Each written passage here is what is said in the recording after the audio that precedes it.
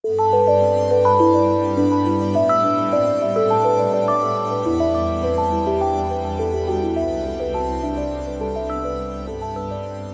بالله من الشيطان الرجيم بسم الله الرحمن الرحيم الحمد لله رب العالمين والصلاة والسلام على سيدنا محمد وعلى آله وأصحابه أجمعين.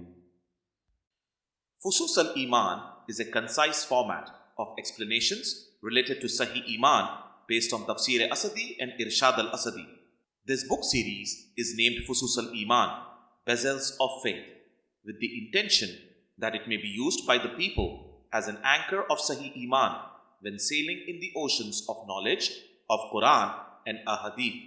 For the students of Quran and Ahadith, Fusus al-Iman can act as a primer that will help them solidify their Iman and prepare them for facing the onslaught of deviant sects who misinterpret the Quranic verses and Ahadith to lead them away from Islam. Since Sahih Iman is the essential requirement of salvation in hereafter, it is important to have correct understanding of all issues related to Sahih Iman to become eligible for salvation. This book contains selected verses from the surah. The explanations of these verses will, insha'Allah, benefit all Muslims of the world in protecting their Iman. ينزل الملائكة بالروح من أمره على من يشاء من عباده أن أنذروا أنه لا إله إلا أنا فاتقون. Translation: He sends down the angels with revelation by His command to whoever He wills of His servants, to warn humanity that there is no God except me, so be mindful of me. Explanation: Prophets are the teachers appointed by Allah to teach human beings. They are the highest ranking human beings in Allah's court. Deviant sects in Muslims downgrade the respect of prophets and equate them with ordinary human beings. They should know that equating prophets with ordinary human beings takes Iman away. You should never compare common people with prophets. It is in Quran. Allah knows it well who is capable for apostleship. An'am 124. Religion is received through the prophets as it is a gift of Allah to humanity to lead a peaceful life free from wickedness and immorality. To claim receiving revelations of Allah is exclusive with the prophets. It is in Quran. Prophet Muhammad ﷺ does not say anything with his self-desire except that this is the revelation which is coming to him from Allah. An-Najm 2. Islam distinguishes between an apostle of Allah, Rasul, and a prophet, Nabi. Both are divinely inspired recipients of Allah's revelations. However, the apostle receives a divine message or revelation for a community in a book form. Every apostle is a prophet. However, not every prophet is an apostle. والذين يدعون من دون الله لا يخلقون شيئا وهم يخلقون. Translation: Those whom they invoke besides Allah do not create anything and are themselves created. أموات غير أحياء وما يشعرون أيان يبعثون. Translation: They are dead, not living, and are not aware when they will be resurrected. Explanation: The deviant sects, Salafis, Deobandis, and their like-minded groups follow the practice of Khawarij. They quote the above two verses, 20 to 21, and some other verses of Quran and impose them on Prophet Muhammad ﷺ, Sahaba, and Awliya Allah, and claim that after death their position is no different from the dead mushrikeen, in the sense that both cannot hear. Particularly, they quote the following four verses and equate prophets, Sahaba, and Awliya Allah with the idols worship and by idol worshippers. They mock at Awliya Allah and claim that they are laying idols while idols of the idol worshippers are standing idols. First, it is in Quran. Those whom they invoke besides Allah do not create anything and are themselves created. They are dead, not living, and are not aware when they will be resurrected. An-Nahl 20 to 21. Second, it is in Quran. Verily, you cannot make the dead hear and you cannot make the deaf hear the call. when they turn their backs and retreat. An-Naml 80. Third, it is in Quran, the living and the dead are not alike. Allah makes whoever He wishes here, but you cannot make those in the graves here. Fatir 22. Fourth, it is in Quran, surely you shall die, and they too shall surely die. Az-Zumur 30. All the verses quoted above are from the Quranic surahs delivered in Makkah.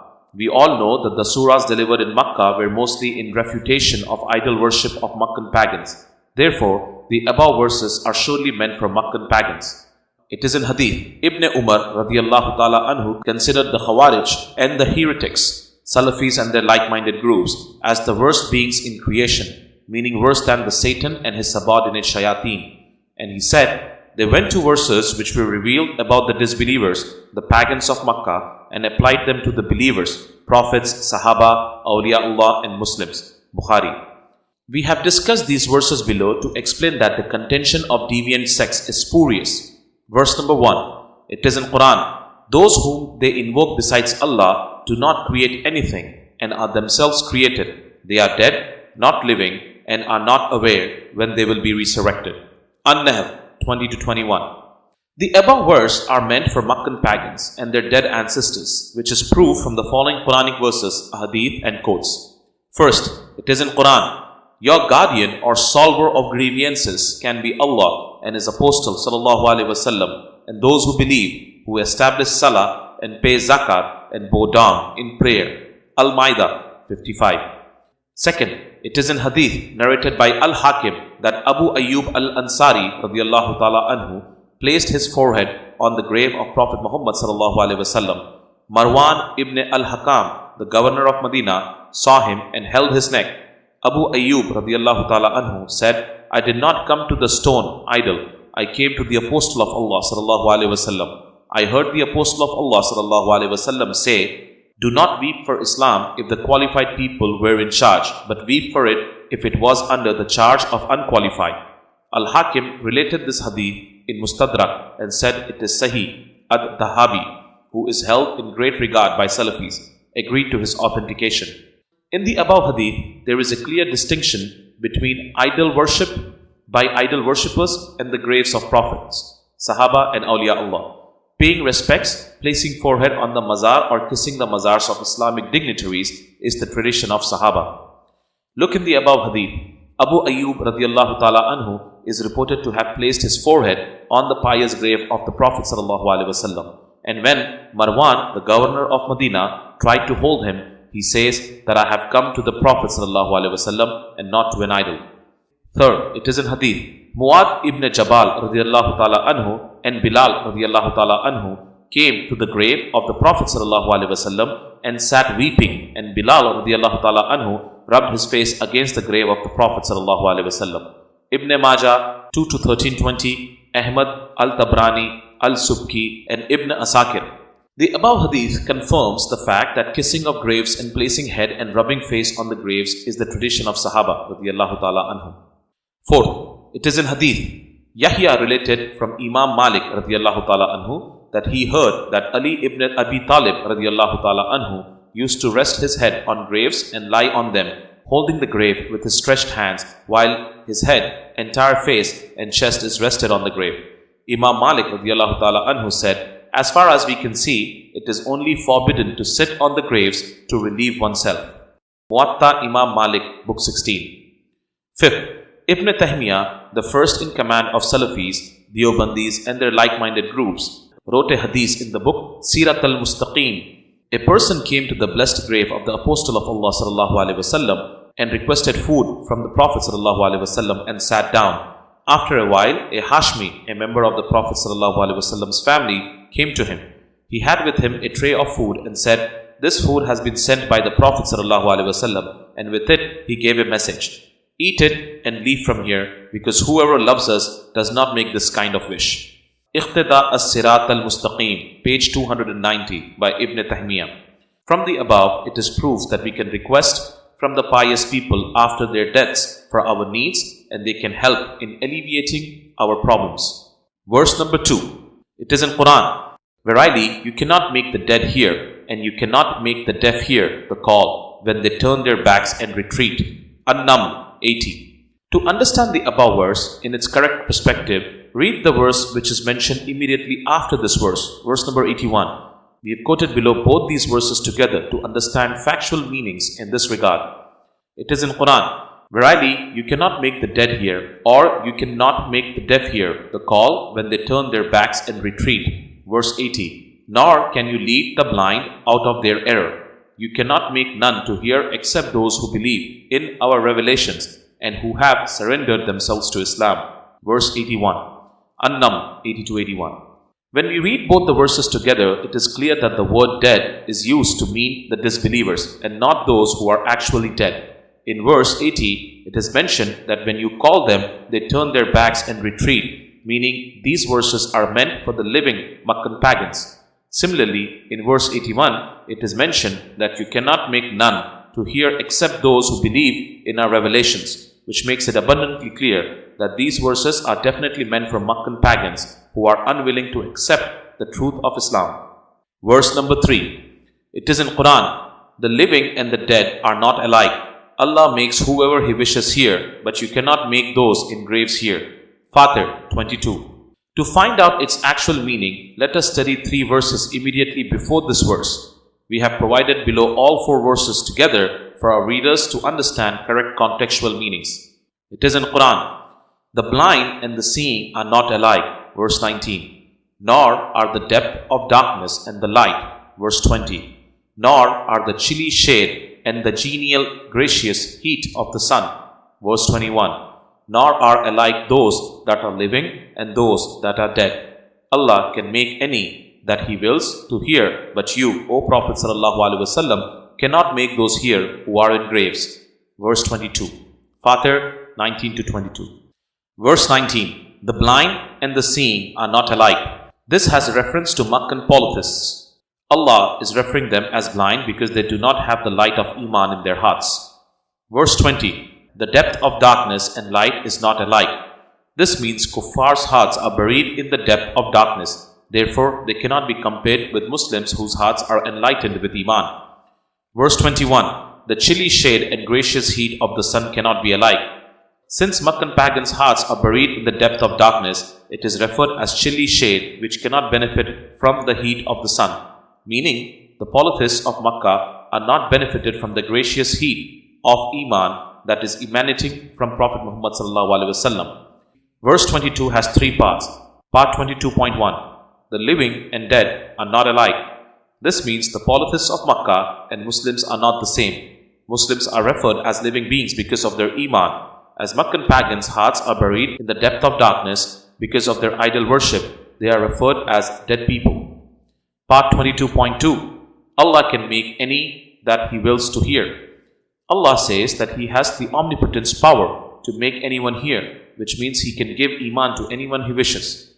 Part 22.3. O Prophet ﷺ, you cannot make those dead bodies listen that are in graves. Since the entire discussion is about Makkan mushrikeen, whose hearts are buried in the depth of darkness because of their idol worship, this part of the verse 22.3 naturally refers to them. Here, the word grave is used as a metaphor with reference to the hearts of the Makkan pagans, which are buried in the depth of darkness as that of grave. The graves of Muslims are not dark. They are illuminated by Allah's mercy. Thus, the entire sequence of verses, Fatir 19-22, mentioned above refers to the Makkan polytheists and not to the actual dead. It is in Hadith. Prophet Muhammad ﷺ said, He who remembers his Lord and he who does not are like the living and the dead. Muslim. It is in Hadith. Abu Musa radiallahu ta'ala anhu narrates that the Prophet ﷺ said, He who remembers his Lord and he who does not are like the living and the dead. Bukhari As-Sahih 5-2353, number 6044. Mundhiri At-Targhib wa Tarhib 2-256, number 2303. Asqalani Fathul Bari 11-210, number 6044. It is in Hadith. Abu Musa radiallahu ta'ala anhu narrates that the Prophet ﷺ said, The house in which Allah is remembered and the one in which Allah is not remembered are like the living and the dead. Muslim As-Sahih 1-539, number 779. Ibn Hibban, As-Sahih 3 to 135, number 854. Abu Ya'la Al-Musnad 13 to 291, number 7306.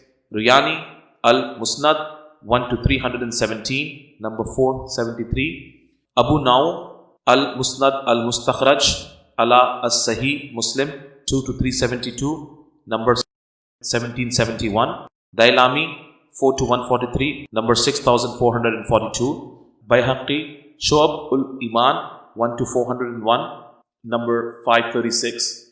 Mundhiri At-Targhib wa Tarhib 1 is to 170, number 635. Nawawi Sharh Sahih Muslim 6 to 68. It is in Quran, and they who reject our verses and those who reject the real meanings and misinterpret them and draw wrong conclusions from them are deaf and dumb in utter darkness. Whom Allah pleases, He causes to err, and whom He pleases, He puts on the right way. Al-An'am 39. Verse number 4. It is in Quran, surely you shall die, and they too shall surely die. Az-Zumur 30. It is in Hadith, narrated al-Mu'minin Aisha radiyallahu ta'ala anha, Allah's Apostle sallallahu alaihi wasallam died while Abu Bakr radiyallahu ta'ala anhu was at a place called As-Suna Al-Aliyah. Umar radiyallahu ta'ala anhu stood up and said, by Allah, Allah's Apostle sallallahu alaihi wasallam is not dead. Umar radiyallahu ta'ala anhu later on said, by Allah, nothing occurred to my mind except that. He said, verily, Allah will resurrect him and He will cut the hands and legs of some men. Then Abu Bakr radiyallahu ta'ala anhu came and uncovered the face of Allah's Apostle sallallahu alaihi wasallam, kissed him and said, let my mother and father be sacrificed for you, O Allah's Apostle sallallahu alaihi wasallam. You are good in life and in death. By Allah, in whose hands my life is, Allah will never make you taste death twice. Then he went out and said, O oath taker, don't be hasty. When Abu Bakr radiyallahu ta'ala anhu spoke, Umar radiyallahu ta'ala anhu sat down. Abu Bakr radiyallahu ta'ala anhu praised and glorified Allah and said, no doubt, whoever worshipped Muhammad sallallahu alaihi wasallam, then Muhammad sallallahu alaihi wasallam is dead. But whoever worshipped Allah, then Allah is alive and shall never die. Then he recited, surely you shall die, and they too shall surely die. Az-Zumur 30. Bukhari, volume 5, book 57, number 19.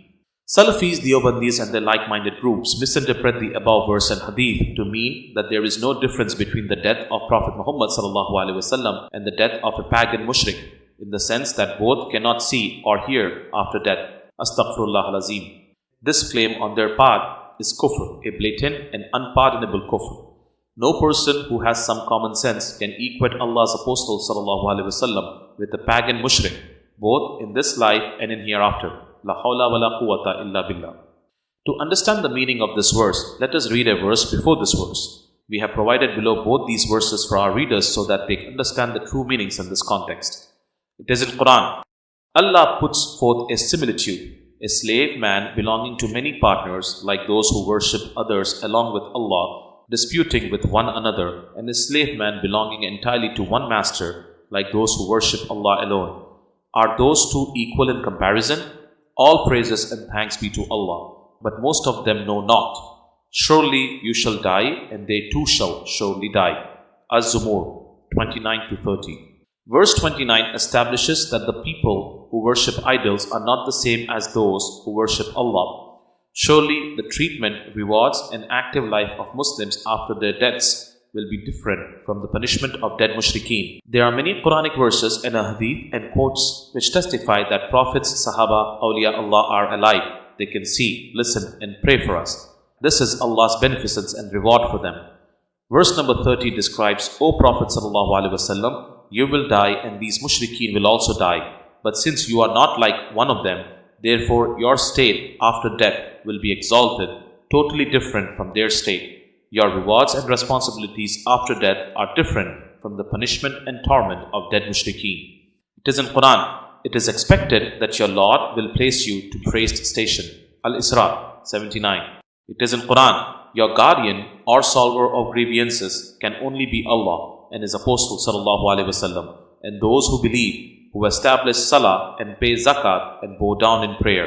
Al-Ma'idah 55. It is in Quran. As for those who do not have faith and indulge in evil sinful acts, Do they think that we place them both in their life and their death on equal footing with those who have attained faith and do righteous deeds? Bad indeed is their judgment. Al-Jathiyah 21. It is in Quran, those are they who are truth believers. For them are grades of honor with their Lord and pardon and a bountiful provision. Al-Anfal 4. ولقد بعثنا في كل أمة رسولا أن اعبدوا الله واجتنبوا الطاغوت فمنهم من هدى الله ومنهم من حقت عليه الضلالة فسيروا في الأرض فانظروا كيف كان عاقبة المكذبين. Translation. Certainly, we raised an apostle in every nation to preach, worship Allah and keep away from the rebels. Then among the people were some whom Allah guided and some among them who deserved to remain in error. So travel over the land and then observe how was the fate of the deniers. Explanation. The above verse explains that Hidayah is in Allah's hands. Allah knew about His creatures before their coming into external existence. He knew cow as cow, elephant as elephant. He also knew who will accept Hidayah and who will reject. The meaning of some among them who deserve to remain in error is Allah's Hidayah is dependent upon the nature of the person. Allah will not force a good-natured man to steal or vice versa. If the person is good, he will accept the Hidayah. If not, he will reject it. Providing proofs and evidences to an ill-natured person does not make any difference to him. The evil person surely will be inclined to evil. He will surely feel happy to associate with devils and will feel satisfied in their company. إن تحرص على هداهم فإن الله لا يهدي من يضل وما لهم من ناصرين.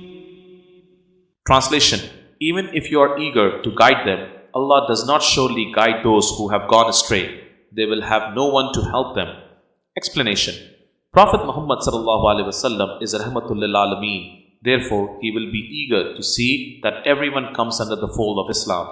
But the problem is with individual natures of people. Some can accept the facts and some cannot. This is built in their natures. There is no one to be blamed except themselves. It is in Quran, O Prophet ﷺ, we have not sent you except for the mercy upon all the worlds. Al-Anbiya 107. The truth is Allah and His Apostle ﷺ both want people to understand the facts in this cosmos, come back to the right path and ensure their success in both the worlds. For this reason, Allah sends His apostles in the world who are most merciful to their people and who try hard to explain facts to them.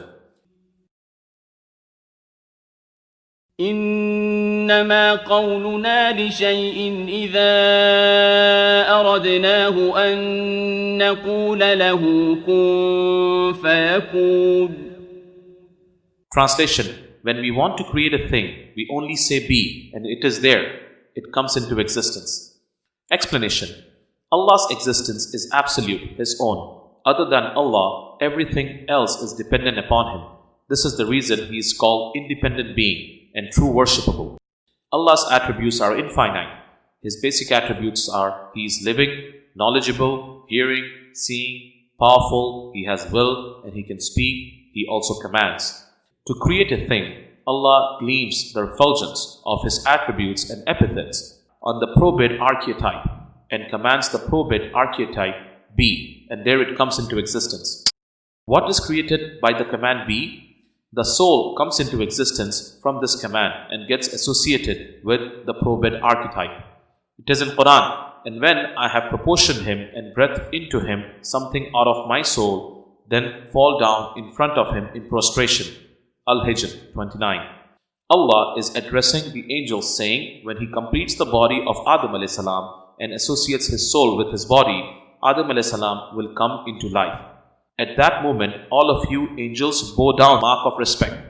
From the above, it is clear that when Allah wants to bring us into external existence in this world, He first creates our material body as per the requirements of this world, then associated a specific soul with it.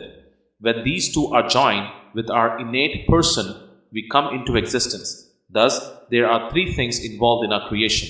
That is, first, the human self or person, the human body, and human soul.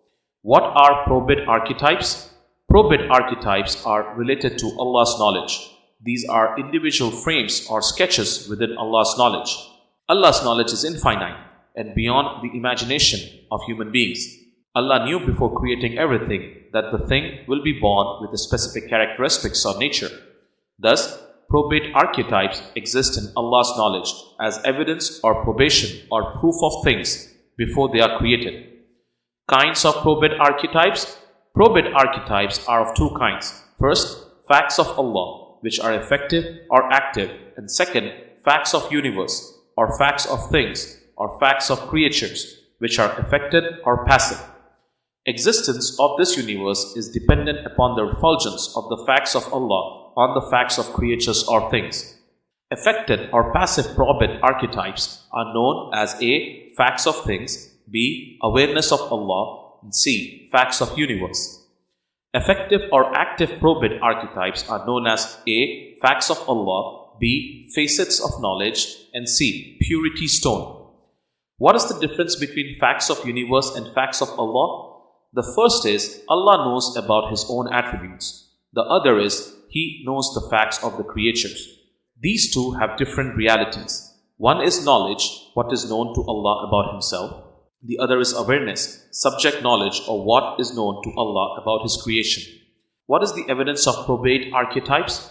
Does Allah know the creatures before their birth or after they were born? If He knew the creatures after they were born, the attribute of pre-creation ignorance will be associated with Allah. Allah's knowledge is eternal. It has neither increased nor decreased. Therefore, Allah knew the abilities of creatures before they were created.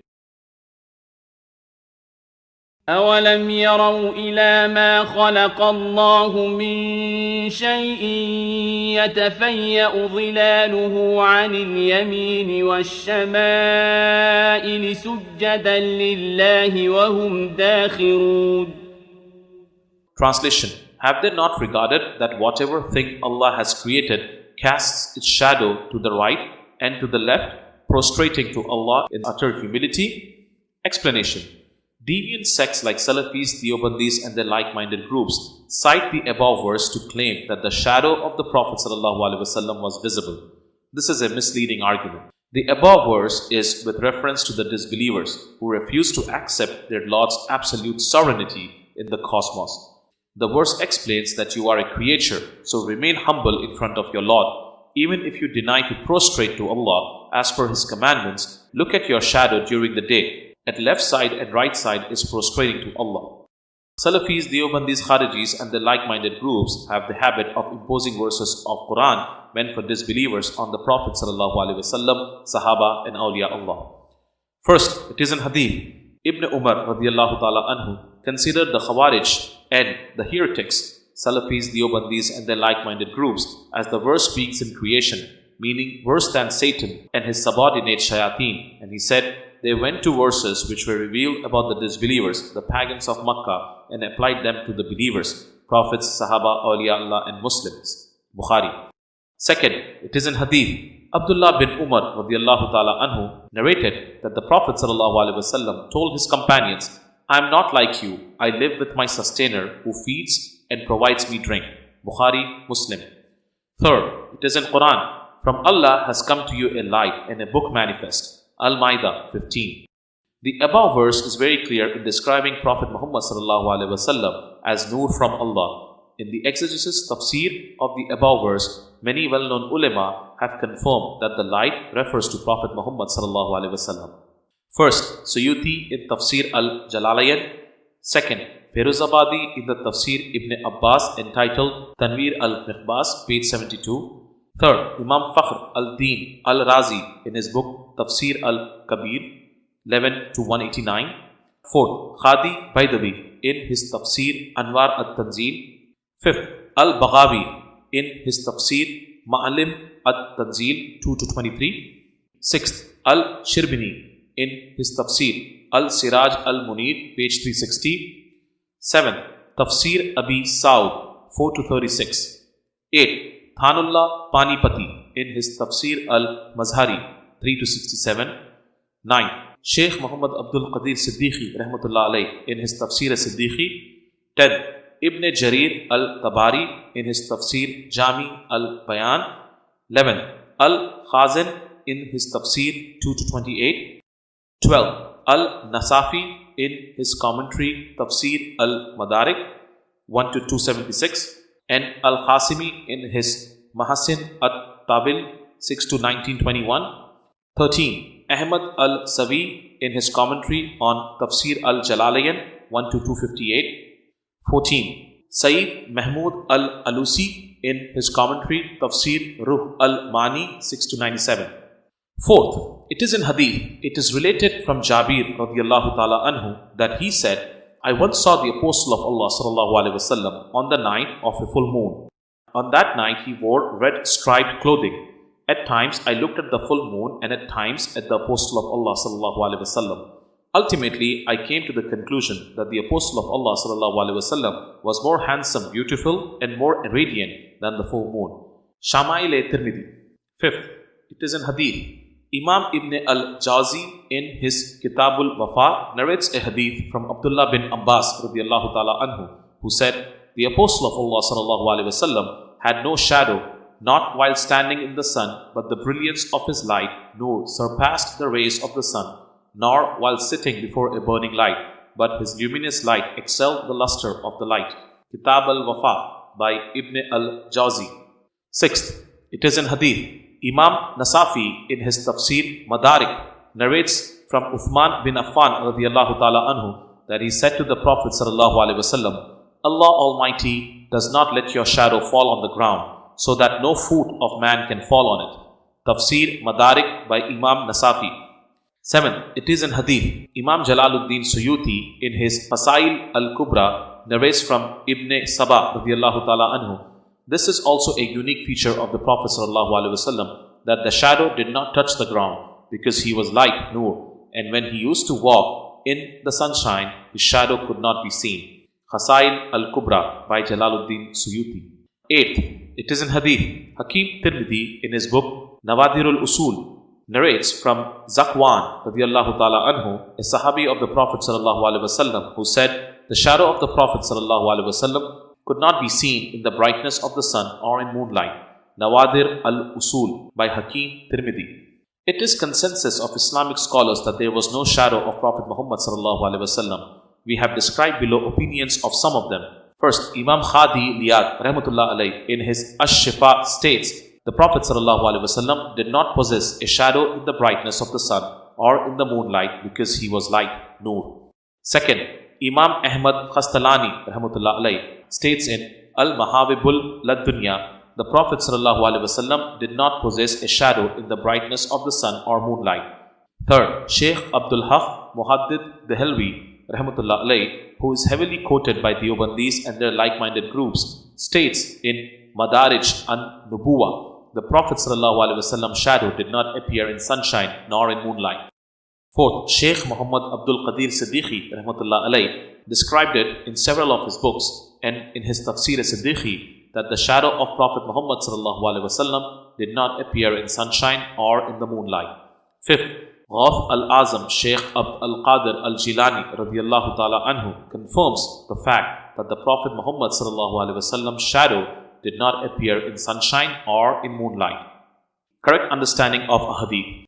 Salafis, Deobandis and their like-minded groups also quote following two hadith to establish that Prophet Muhammad sallallahu alaihi wasallam's shadow appeared on the ground. First, it is in hadith. Anas ibn Malik radiyallahu ta'ala anhu narrates that one night the Apostle of Allah sallallahu alaihi wasallam led us in prayer, and during the prayer he stretched out his hands and then pulled it back. We said, O Apostle of Allah sallallahu alaihi wasallam, we saw you doing something in prayer that we did not see you do before. The Apostle of Allah sallallahu alaihi wasallam said, indeed, paradise was presented before me, and I saw in it fruits that were low and near. I intended to take one, but was told to hold back. Thus I held back. Then hell was presented before me until I saw mine and your shadow in it. Thus I gestured to you to move back. Mustadrak, Al-Hakim, 42456. The above hadith is misunderstood by the followers of deviant sects. In the above hadith, the Prophet ﷺ says, "Then hell was presented before me until I saw mine and your shadow in it. Thus I gestured to you to move back." Hell has been referred to as fire in Quran, which burns human bodies as punishment. Therefore, when the hell was presented to Prophet ﷺ, the brightness of the hell was in front of him. Then, how come his shadow will appear in the hell? If at all he had a shadow, as wrongly claimed by Salafis, it will appear behind him. Therefore, the meanings of this hadith are, the Prophet ﷺ could see into the hell from a touching distance, and he gestured to move back from this kind of closeness of fire. In this hadith, "I could see the shadow in it," is used as a metaphor which emphasizes the closeness with which the Prophet ﷺ witnessed the hell. It is in hadith, al-Mu'mineen Aisha radiallahu ta'ala anha narrates that once while the Apostle of Allah ﷺ was on a journey, the camel of al-Mu'mineen Safiya radiallahu ta'ala anha fell ill. al-Mu'mineen Zainab radiallahu ta'ala anha, who also accompanied this journey, had an extra camel. The Apostle of Allah ﷺ said to Zainab radiallahu ta'ala anha, "The camel of Safiya radiallahu ta'ala anha has become ill. Can you lend her your extra camel?" She replied, "Should I give that Jew?"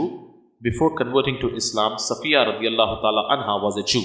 So, the Apostle of Allah ﷺ did not like this utterance and left Zainab radiallahu ta'ala anha for 2 or 3 months, as he would not come to her. She says, "Until one day, at midday, I could see the shadow of the Apostle of Allah ﷺ approaching." Musnad Ahmad 6-132. The above hadith is misunderstood by deviant sects. The hadith states, "Until one day, at midday, I could see the shadow of the Apostle of Allah ﷺ approaching." All Umamatul Mu'mineen were provided with rooms adjacent to each other, close by Masjid al-Nabawi ﷺ. No one could see the inside of Prophet ﷺ's household from outside, as these rooms were always tightly closed.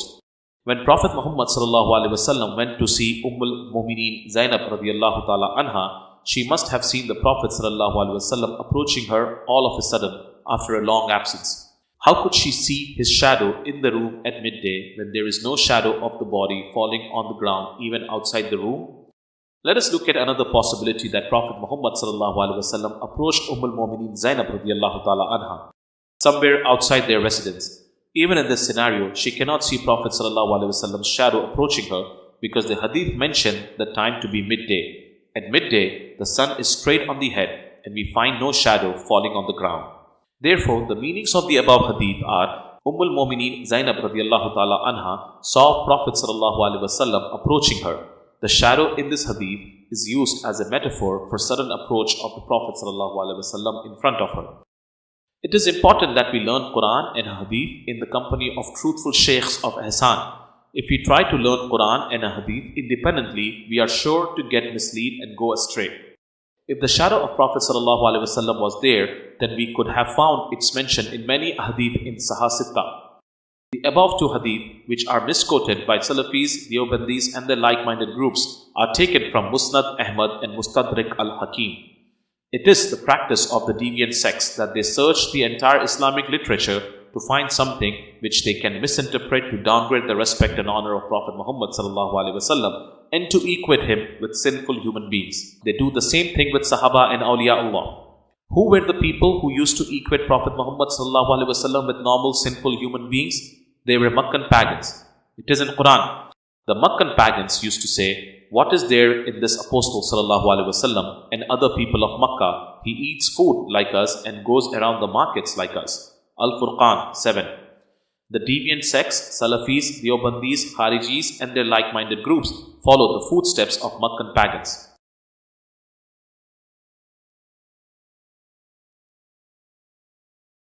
وقال الله لا تتخذوا إلهين اثنين إنما هو إله واحد فإياي فارهبون.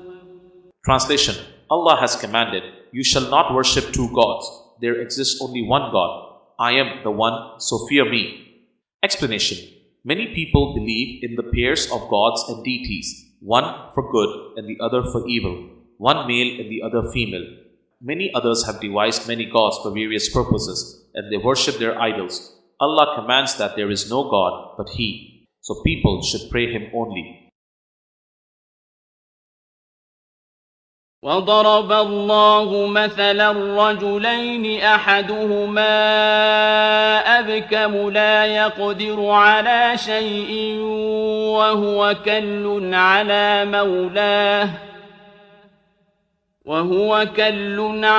مولاه أينما يوجهه لا يأت بخير هل يستوي هو ومن يأمر بالعدل وهو على صراط مستقيم. Translation. And Allah sets forth another parable of two men. One of them is dumb, incapable of anything. He is a burden on his master. Wherever he is sent, he brings no good. Can such a person be equal to the one who commands justice and is on the straight path? Explanation. With the simple understandable parables, Allah is explaining that the false deities and idols who they consider as their gods are useless. They cannot do anything as they are imaginary entities created by the people who are their worshippers. It is Allah who created the human beings and provides them with sustenance and takes care of their welfare. He is the real God who should be worshipped. وَيَوْمَ نَبْعَثُ فِي كُلِّ أُمَّةٍ شَهِيدًا عَلَيْهِمْ مِنْ أَنفُسِهِمْ وَجِئْنَا بِكَ شَهِيدًا عَلَى هَؤُلَاءِ وَنَزَّلْنَا عَلَيْكَ الْكِتَابَ تِبْيَانًا لِكُلِّ شَيْءٍ وَهُدًى وَرَحْمَةً وَبُشْرَى لِلْمُسْلِمِينَ. Translation. Remind them of the day when we shall call from every people a witness against them and make you, O Prophet ﷺ, a witness over them. For we have revealed to you the book as an exposition of everything, and as guidance and grace and happy tidings for those who submit. Explanation. Who will be the witness of every nation? Naturally, the witness will be their prophet who will testify about their nations. And who will be the witness over all of them? The above verses clarifies that it will be Prophet Muhammad ﷺ. First, it is in Quran, O Prophet ﷺ, truly we have sent you as a witness, a bearer of glad tidings and warner for the entire cosmos, and as one who invites to Allah's grace by His consent, and as a lamp spreading light into the whole cosmos. Al-Ahzab 45-46. The above verse describes Prophet Muhammad ﷺ as a lamp spreading light into the whole cosmos. He is also referred as a witness, a bearer of glad tidings and warner to humanity. A witness is the one who sees and knows about all the physical and spiritual aspects of this cosmos. Witness of a person who has just heard about a thing is not accepted. Second, it is in Quran, behold, Allah took the covenant promise of all the prophets, saying, I give you a book and wisdom. Then comes to you an apostle, Muhammad ﷺ, confirming what is with you. Do you believe in him and render him help? Allah said, do you agree and take this my covenant as binding on you? They said, we agree. He said, then bear witness, and I am with you among the witnesses. Ali Imran 81. Third, it is in Hadith. It is narrated on the authority of Abu Huraira radiallahu ta'ala anhu that when Allah's Apostle ﷺ was asked, since how long he is the Prophet, he replied, when Adam salam had not yet had his spirit joined to his body. Tirmidhi. Fourth, it is in Hadith. Prophet Muhammad ﷺ said, Allah gives and I distribute. Bukhari and Muslim. The above hadith establishes the pivotal and central role of Prophet Muhammad ﷺ. The process of Allah giving and Prophet Muhammad ﷺ distributing is continuous from the time this cosmos came into existence. Followers of deviant sects wrongly limit this hadith to the physical life of Prophet Muhammad ﷺ. Fifth, it is in Quran, O Prophet ﷺ, we have not sent you except for the mercy upon all the worlds. Al-Anbiya 107. Sixth, it is in Hadith. It is related that Jabir ibn Abdullah radiallahu ta'ala anhu said to Prophet sallallahu alaihi wasallam, O O Apostle of Allah sallallahu alaihi wasallam, may my father and mother be sacrificed for you. Tell me the first thing Allah created before all things. The Prophet sallallahu alaihi wasallam said, O Jabir radiyallahu ta'ala anhu, the first thing Allah created was the light of your Prophet sallallahu alaihi wasallam from his light, and everything else was created from that light. Part of the hadith. The above hadith was narrated by Abdul Razzaq D 211 AH in his Musannaf according to Khastalani in Al-Mawahib Al-Dunya 1-55 and Zarqani in his Shar al-Mawahib 1-56 of the Matba'a al-Amira edition, Cairo. There cannot be any doubt as to the reliability of Abdul Razzaq as a narrator. Bukhari took 120 narrations from him, while Muslim took 400. Bayhaqi also narrated the above hadith with a different wording in Dalail al-Nubuwa according to Zurqani in his Shar al-Mawahib 1-56 of the Matba'a al-Amira, Cairo. Also, Diyar Bakri narrated it in Tarikh al-Khamis 1-20. وَلَقَدْ نَعْلَمُ أَنَّهُمْ يَقُولُونَ إِنَّمَا يُعَلِّمُهُ بَشَرٌ لِسَانُ الَّذِي يُلْحِدُونَ إِلَيْهِ أَعْجَمِيٌّ وَهَذَا لِسَانٌ عَرَبِيٌّ مُبِينٌ. Translation. Yet we know what they say. It is only a man who instructs him. The speech of the man they imply is obscure, while this is clear Arabic. Explanation. The Mushrikeen of Makkah claimed that a man named Ar-Rahman from Al-Yamama, who was a non-Arab slave, not aware of Arabic, who happens to know about Tawrat and Injil, was teaching the Prophet ﷺ, and that the Quran was scripted by him. These were all baseless rumors spread by the Mushrikeen to lead people away from Islam. إنما حرم عليكم الميتة والدم ولحم الخنزير وما أهل لغير الله به فمن اضطر غير باغ ولا عاد فإن الله غفور رحيم.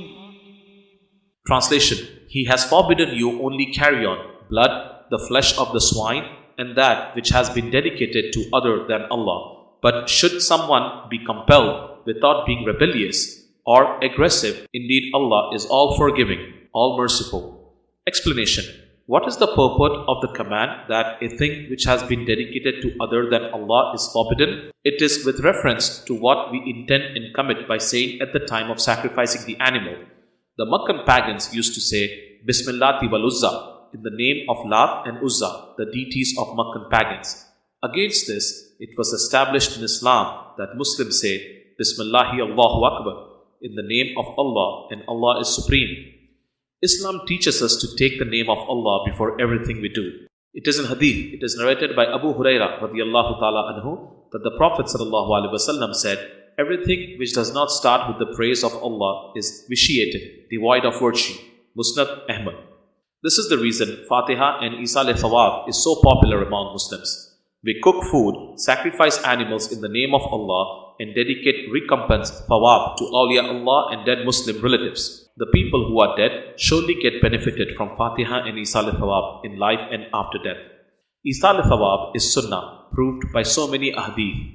Fatiha is one of the kinds of Isal Thawab. It is in hadith. Ibn Abbas radiyallahu ta'ala anhu narrated that a person came to the audience of Prophet Muhammad sallallahu alaihi wasallam and submitted that his sister has made a vow, nazr, that she would do Hajj, but she died without doing it. On this, the Prophet sallallahu alaihi wasallam said, if she had a loan, would you pay? He said, yes, I would. The Prophet sallallahu alaihi wasallam said, pay the loan due to Allah. He deserves to be paid more than anybody else. Bukhari, Muslim. It is in hadith, Buraidah radiallahu ta'ala anhu narrated that when he was sitting with the Prophet sallallahu alaihi wasallam, a woman came and said, O Prophet sallallahu alaihi wasallam, I had given a slave maid to my mother, and now my mother is dead. The Prophet sallallahu alaihi wasallam said, your retribution, jaza, is a certainty, and that the inheritance has returned that slave maid back to you. Then the woman said, O Prophet sallallahu alaihi wasallam, my mother had an obligation to keep 1 month's fasts. shall I keep fasts on her behalf? Again she said, O Prophet ﷺ, she had never done Hajj. Shall I do Hajj on her behalf? The Prophet ﷺ said, do Hajj on her behalf. Muslim. It is in Hadith, a sweet water well was dug for the dead mother of Hazrat Sa'ad radiyallahu ta'ala anhu in Medina during Prophet Muhammad ﷺ's time, and it was announced, this well is for the mother of Sa'ad radiyallahu ta'ala anhu. Both rich and poor used to drink water from that well. Abu Dawud, Nasai. It is in Hadith, al-Mu'minin Aisha radiyallahu ta'ala anha narrated that a person came to the Prophet ﷺ and said, O Prophet ﷺ, my mother died all of a sudden. In my opinion, if she had lived, she would have done some charity. If I do it on her behalf, will she get the recompenses, thawab? The Prophet ﷺ said, yes. Bukhari, Muslim. The above hadith confirms Isal thawab to the dead. If we do any charity or good deeds and donate the recompense to them, they get it in life after death. If you recite Quran, feed the poor, or do any kind of charity and donate the recompense to our dead relatives, it reaches them in hereafter and is beneficial for them. It is in Hadith, Prophet Muhammad ﷺ said, 3 things continue to benefit a believing person even after death. Charity, which he had given, which continues to benefit others. Beneficial knowledge, which he had left behind, that is authored or taught, and supplication on his behalf by a righteous child. Muslim. It is in Quran, verily the good deeds remove the evil deeds. That is a reminder for the mindful, those who accept advice. Hud 114. It is in Quran, whoever brings a good deed shall have 10 times the like thereof to his credit, and whoever brings an evil deed shall have only the recompense of the like thereof, and they will not be wrong. Al-An'am 160. It is in Quran, except those who repent and believe and do righteous deeds, for those Allah will change their sins into good deeds, and Allah is oft forgiving, most merciful. Al-Furqan 70. The above Quranic verses and a hadith signify the importance of Isal thawab to our dead relatives, who knows our good deeds done with the intention to benefit them carry unlimited thawab to them and help in removal of their bad deeds, or converts their bad deeds into good ones. This way, they get significant assistance from the living people to increase their thawab even after their deaths. What do we do in Fatiha? We cook food and read the verses of Quran and feed the people and send their recompense to our dead relatives. It is important that we repeat Fatiha more often so that our dead relatives get more thawab. Thus, Fatiha is a requirement established by Prophet ﷺ's commandment and is in practice since the time of Prophet Muhammad ﷺ. The deviant sects like Salafis, Deobandis mislead Muslims against Fatiha and Isal thawab. They say that if you sacrifice an animal for Isal thawab for some Wali Allah or dead Muslim, this is haram. With this logic, they claim the food of Fatiha is haram. It is in Hadith, at the time of sacrificing the animals, Prophet Muhammad ﷺ used to say, O Allah, this is for you and from you. O Allah, this is from Muhammad ﷺ and Ali Nabi ﷺ. In the name of Allah who is supreme. And, O Allah, this is from the ones, your servants, who stood witness to my conveying your message. Abu Dawud, Ahmad. Slaughtering of animals for deities is different from sacrificing them in the name of Allah for conveying recompense, thawab to the needy. All Muslims in the world sacrifice animals by saying Bismillahi Allahu Akbar. Where is shirk in it? Muslims sacrifice animals in the name of Allah and supplicate Allah to convey its thawab to so and so dead Muslims. What is wrong in it? But Wahhabis, Salafis, Deobandis and their like-minded go against the established principles of Islam. Wahhabism or Salafism was invented in Arabian Peninsula in 18th century AD by Ibn Abdul Wahhab, who took Quranic verses revealed for the mushrikeen of Makkah and applied them on Muslim ulama, awliya Allah, Sufi shuyukh and general Muslims, and said those who do Fatiha and Isal thawab are similar to the mushrikeen of Makkah. He branded all Muslim ulama, awliya and shuyukh of 1,000 years before him as mushrikeen. صدق الله العلي العظيم وصدق رسوله النبي الكريم صلى الله عليه وآله وسلم.